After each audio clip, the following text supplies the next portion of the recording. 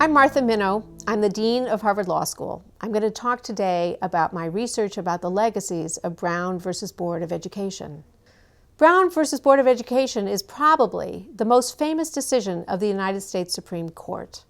Controversial in some quarters when decided in 1954, Brown explicitly rejected state-ordered racial segregation in public schools, a norm spreading over time to the rest of society. Surprising legacies inspired further struggles for equality, both across racial difference and other kinds of difference, and also launched more than half a century of debate. Does law require teaching together students who differ along lines perceived by society? There have been disappointments and criticisms of Brown versus Board of Education. In large urban districts, 70% of the students who are non-white and over half are poor or near poor by 2002. Higher levels of violence, disruption, dropout rates, lower test scores accompany large urban schools than do those in suburban schools that tend to be majority white schools. The United States Supreme Court has rejected even modest voluntary efforts to produce racially mixed public schools in recent years. Schools, in fact, are now more racially separated, though not by law, but by where people live, than they were at the height of the desegregation effort. Residential separation is a big part of the story. Of the 5,300 communities with fewer than 100,000 people in this country, at least 90% of the residents are white. Americans support the idea of integration, and yet 75% of whites do not have a single black friend. 66% of blacks have no friend who is white. The median net worth of a white family in the United States now is about $142,000. For Hispanic families, it's $13,700. For black families, it's $11,000.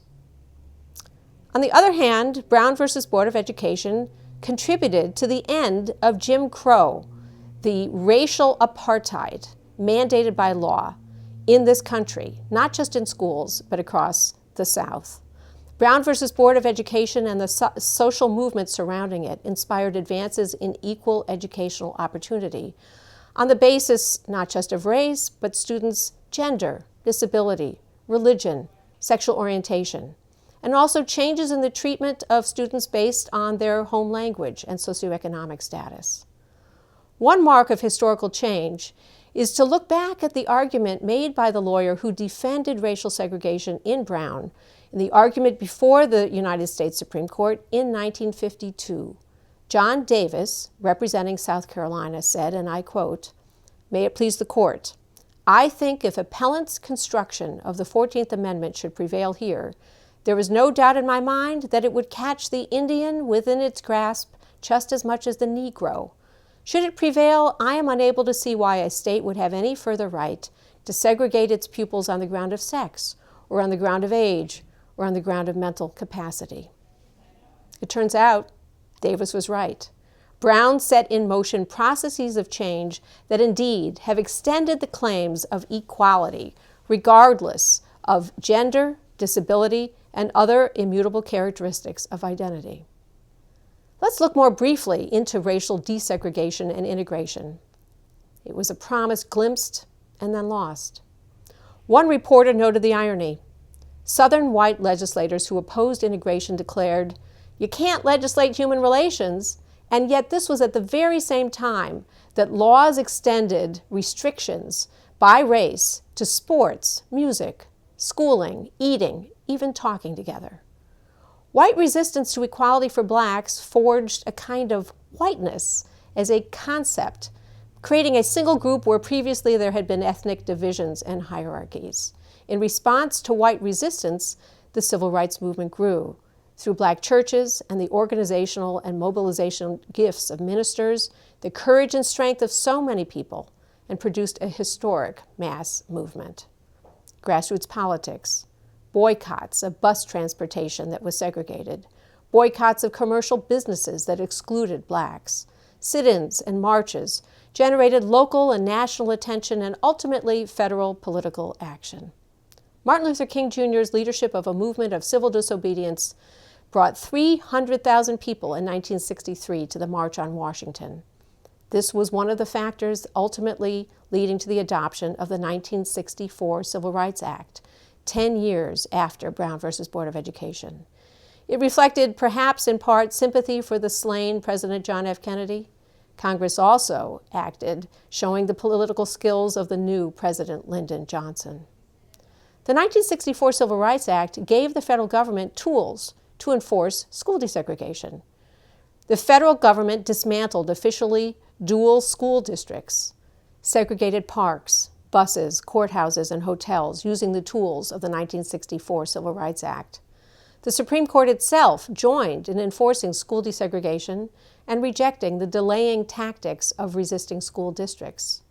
In 1968, the court rejected a freedom of choice plan under which no white students actually elected to join the 85% of black students who remained in the historically black school.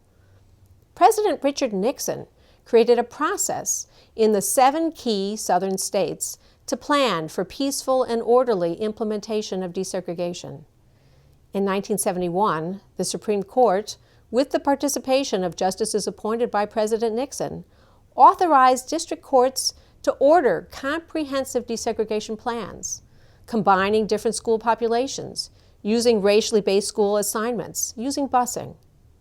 By 1972, the previously segregated southern schools became the least segregated in this country.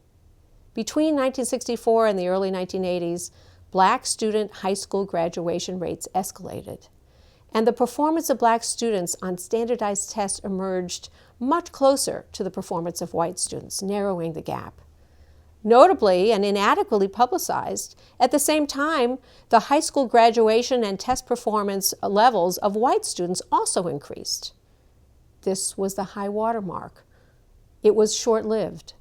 Opponents renamed desegregation forced busing and protested it in many regions. In Boston, the protests turned violent, building on an anti-busing movement launched even before the court-ordered desegregation plan had started.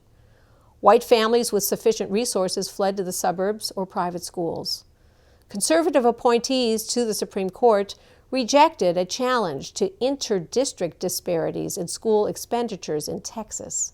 And in Milliken Bradley, in 1974, the court confined desegregation orders to the district lines and forbade inclusion of suburbs to rectify urban segregation, even though the evidence showed that state policies helped to produce the racial segregation in the city. This decision, ending desegregation at the line of the city, was a green light for whites to flee to the suburbs to avoid desegregation orders. The Supreme Court replaced its 1968 call to remove segregation root and branch with a 1991 declaration that discrimination need only be eliminated to the extent practicable. And the court allowed local districts to use new student assignments, rezoning and redistricting to undo racial mixing and increase segregation. The Supreme Court curbed the ability of agencies, private parties, and school systems to pursue any kind of integration efforts. Courts ended supervised segregation plans, even in the face of resegregation through housing patterns. This is a large reason why the percentage of black students attending schools where the majority of other students are children of color has increased across the country over the past decade. This reverses the trend from the prior decade, when courts used to monitor school assignment. Over recent decades, the population has become more diverse, with the growing numbers of Hispanic students, growing numbers of immigrant students, make the vision and practice of integration ever more complicated. Public schools in the United States, thus, are growing more separated by race and ethnicity at the very same time that the school population has grown more diverse.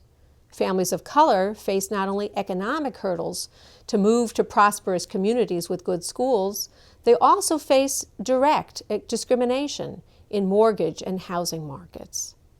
The country's conservative political shift and election of Republican leaders itself has reflected, at least in part, resentments of working and middle-class whites. No new justice after Thurgood Marshall would reach the United States Supreme Court through a Democratic president's nomination for 26 years. This is the context for school resegregation. This is the context for the decline of the integration ideal.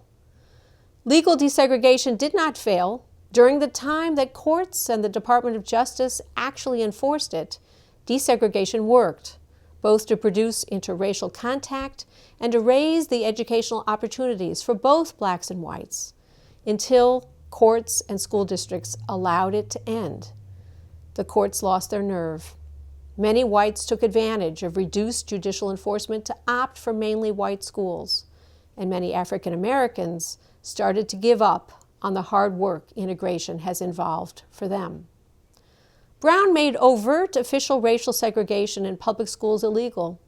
Still, white students largely go to schools predominantly with white children.